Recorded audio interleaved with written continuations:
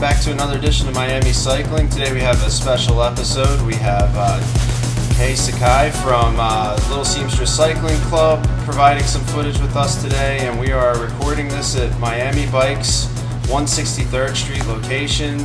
They are a distributor for Willier bicycles and Giant bicycles, and they also provide service. So if you are looking for a new bicycle or looking for some service, please stop by.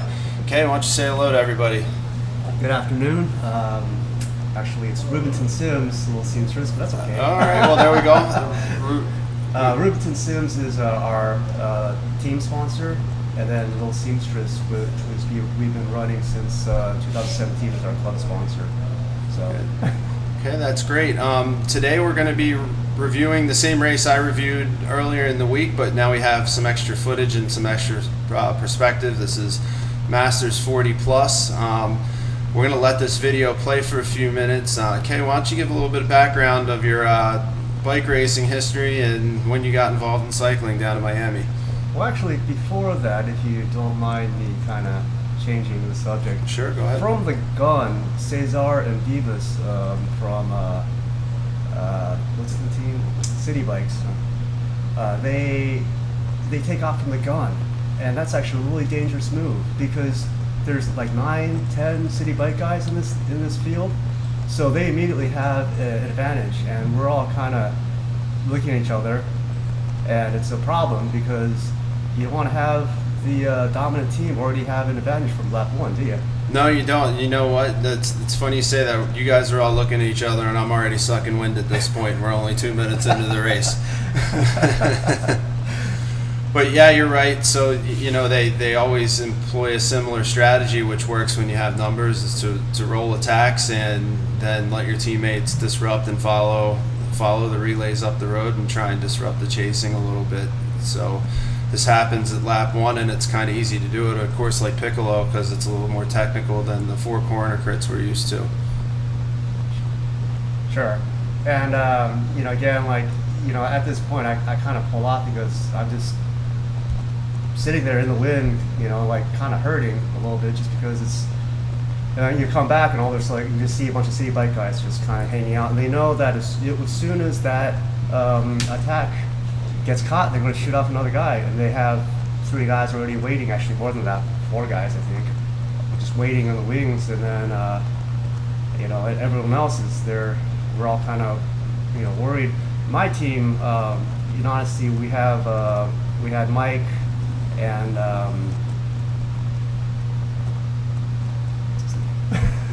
who else? Yeah, who else was there? My brain right now, I guess. But you had 2 teammates, right? Yeah, I had 2 guys, and I'm sorry, second guy's Sean. So apologies, Sean. I had 2 guys. Mike is actually pretty new to bike racing. Sean's been racing for a little bit, but he's been, you know, coming out of retirement, and so we didn't really have the confidence to, you know, kind of push us to attack or to counter any move. So we're kind of playing a conservative game, which is unfortunate. We shouldn't be doing that, but we had to kind of do that. And actually, right up here is Sean coming up. But you know, we're playing this game like, well, if 2 guys go off the front, 3 goes off the front, we're going to take that and then just kind of follow. And then all of a sudden, there goes Captain America. There goes Big Red. I was racing solo that day, as I often do, as I'm the only one even near 40 that is affiliated with Miami Bikes. So these 2 guys were up the road, as you said, and it's dangerous when this happens because everybody's kind of looking at each other. So I try and bridge across, but by the time I got a good enough gap, I had a City Bikes guy right on my wheel, and that's Tony Munoz is a pretty strong rider, and bringing him up to the front too is also not a very sensible move in my opinion. I mean, it's something that, you know, you have to try to do. The big problem with the race on Sunday was that there was a huge headwind coming from the eastbound. So as we're going around the U-bend, you know, you're suffering. And I think the move was good, in honesty. I think someone needed to do that. It's difficult, you know, when you're the only rider, of course, on your own team. And of course, the city bike guys want to go because, you know, that's what they're supposed to do. Yeah. I mean, this is kind of very typical racing. You know, there's nothing crazy except for the fact that they went from lap 1. But you know, everyone is kind of looking around still, and I feel like it's. And for reference, you can see right here the City Bikes guys are all in these orange jerseys and blackish, bluish shorts. There's many of them, and you can see me in Kei's footage here coming back into the fold. I've been sucked back in, and now I'm suffering from what I just did.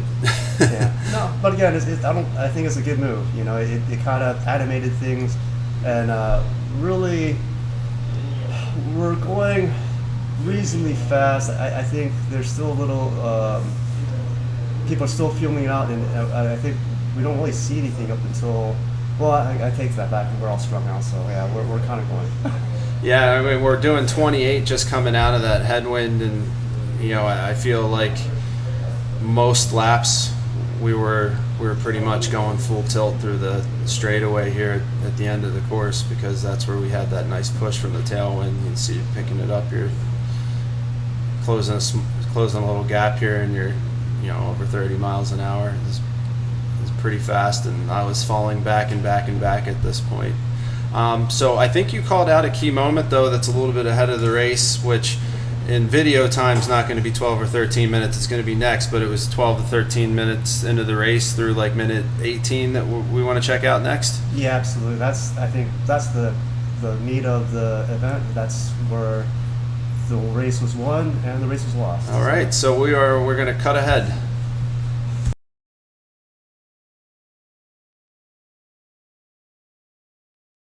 All right, so Kei, you kind of identified right around this area of the race as another key moment of the race where some attackers go up the road, and I believe you end up being part of that crew. A few riders go off, and then you follow, and you end up mixed up into that group, and then what happens? Yeah, so we're all kind of watching, and everyone kind of knows at this point that something big is going to happen. There's a group, I think 3 or 4 guys go off the front, and then all of a sudden one of the guys counters, so I just followed him up, and actually at that point he was doing like 400, 500, something stupid watts, 30 miles an hour. So I'm like, oh, this is silly not to be here. You're in this group ahead of me that I'm following. Yeah, and then you counterattack us. Well, I wasn't counterattacking. I was just pulling the group. If this peloton splits in half, then what's the point in me even being in this race anymore? Because if you guys are gone, then no one is going to work at the back here. So I did my best, and then you called out Eric McBride, who he was sitting on my wheel. I'm filtering to the back now, but at this point, you guys are almost caught. But I think maybe both of us are a little fuzzy on what happens next in this race. I know I was sucking wind at the back. My camera is not going to help show anything, but were you closer to the front? Yeah, at this point Eric caught us, and then from there he attacks the group, and then from that point for the next like 3 to 5 minutes, it's kind of a blur in my mind. Yeah, so you can just see I'm actually sitting on Jose Armas's wheel, just hanging on for dear life. They're just going, and this is kind of expected. And actually, the guy with the yellow jersey, I can't remember his name, but he was a hoss. He just kept attacking left and right. I think him and Eric raced in every race that they could race. They raced 40 plus, 50 plus, P1, 2, 3. Yeah. Oh man. Yeah, some of these guys, they race multiple races. I do one and I'm done. I'm cooked. That's it for me. Yeah, I just do it so I can have beers afterwards. And now I found the new tent to hang out at. But yeah, so I was following Jose, and that's all I can do. And I was looking at my my metrics afterwards, and yeah, there's just, you look at the W prime bow, and it's like down and down and down to like nothing. So it's that metric that shows you how much kilojoules you have left in the tank, and there's nothing. Nothing left. So at this point, I'm I don't know about you, but I was kind of seeing a little bit cross-eyed. And at this point, somewhere a group takes off, but I just don't see it because I don't know what's going on. Yeah. But this is the critical point. This is the critical point of the race, and I'm just at a loss of words, unfortunately, because this is where you kind of have to pay attention to what's going on, and I'm not. Yeah, it's hard to when your heart rate's beating through your ears. Yeah. You can hear your heart rate. When you can hear your heart rate, you know it's bad. Yeah. You can actually see them. It's kind of tearing apart. The Yep. pack is just kind of separating. This is the danger. And meanwhile, I'm still suffering like at the very back after pulling you guys back in. But you can see now, these guys that were just attacking off the front are pulled back in. But I still think McBride ends up in a group of, there he is up. You can see him in the front left, and that's pretty much where he stayed most of the rest of the race. I think is kind of in no man's land between the lead group. Okay. And then the lead group of a couple riders, and then it was him. Or I think maybe the lead group got a little bigger. I don't really remember, but where do you think the next key moment of the race is here? Since this is right around the halfway point, do you remember it kind of staying like this, or was there another big moment towards the end? From what I remember, there were like at least 2 or 3 groups up the road, and I know that at the very end there were 5 guys. There was Cesar, Lopez, 2 of his City Bike teammates, and 1 other rider. So there were 5 up front. There were 2 that were in between, and then we caught Eric and I think the guy in the yellow jersey right at the last corner. But I think there were at any given time like probably 3 groups. Yeah. So 8, 9, 10 guys off the front. But at this certain point when that happened, I think the pack was just like it kind of gave up. I know one of the guys was kind of chiding us to do some work, but that was when I went to go pull you guys back in. He goes, "Yo, you guys are a bunch of bums," or whatever he was calling us. 30 against 2 and nobody works. Yeah, but really, I think by this point when everything's gone, everyone, I think the momentum was gone. It's already done. The move is gone, and that's about it. So there's no reason. Yeah. We can try to pull, but it's just going to be. We're just going to pull each other off, and that's going to be the race. Well, then I'll take this through to the end of the race, and you can take us through how the field sprint went, since I got dropped closer to the end of the race because I pulled another ill-advised move, as you can see in my other video. We don't need to relive that experience. Sure. Again. Actually, that's good because I think this is effectively the end of my race. We're getting closer to the end here, and I wouldn't say things had slowed up, but I just had it in my head. I wanted to try something more, and it didn't really work out. I ended up blowing myself up. I made it a few more laps after this, but it just it crushed me. Yeah, I think it was a really good opportunistic move more than anything else, and you want to be able to take these opportunities, and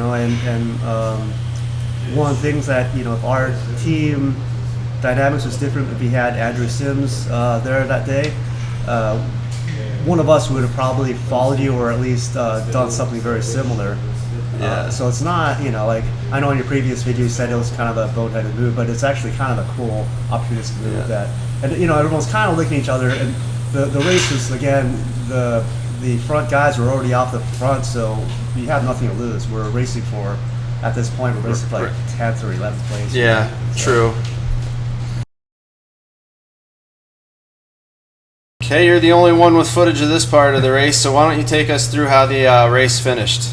So this is where everyone is setting up for the final lap. It's the field. We're going for I think at this point like 9th or whatever. But it's an ego thing, right? You gotta try your best. And at this point we hit 1 lap to go. Sebastian, you see him, he takes off, everyone's kind of at a flurry. They just want to go hard. The City Bike guys, I knew that they were going to counter any move, so I just slotted in behind them. And they're doing 34, 35 into the headwind. Just who cares? It's amazing how fast these guys are. and I'm just hanging on for dear life, and I'm just thinking, hey, I just need to hold on to the wheel as best as I can, and I knew that they were just going to try to win the field sprint, so I'm just trying my best to keep it a decent game, right? At this point, this is Eric and the guy in the yellow. We catch him. I don't know how we catch him, but we catch him. And unfortunately, it was a really smart move by the two city bike guys. You saw that they created a gap, and that was it. The one city bike guys, he won the field sprint. I got seconds, or I guess you'd be 8th and 9th. Would be the placing, and that's the finish. So well, thank you for going over the footage with me. This was really cool to have someone else to do this with. Anytime you want to do this again, we can do this again since we both record the races. I appreciate you taking the time. Yeah, definitely. Thanks, Ben. Appreciate it. That was a fun day, Yeah. So I think next race is Doral, right? Doral, next weekend. So I think I'm bringing my guys, you bring your guys? Well, I'm bringing my guy, me. But yeah, I'd be there. I think for sure I'm going to do 40 plus, and we'll see how attracted I am to your tent between the 40 plus and the P123 race. If I can withstand the cold beers, then I'll just test my legs again in the 1-2-3 race, but we'll see.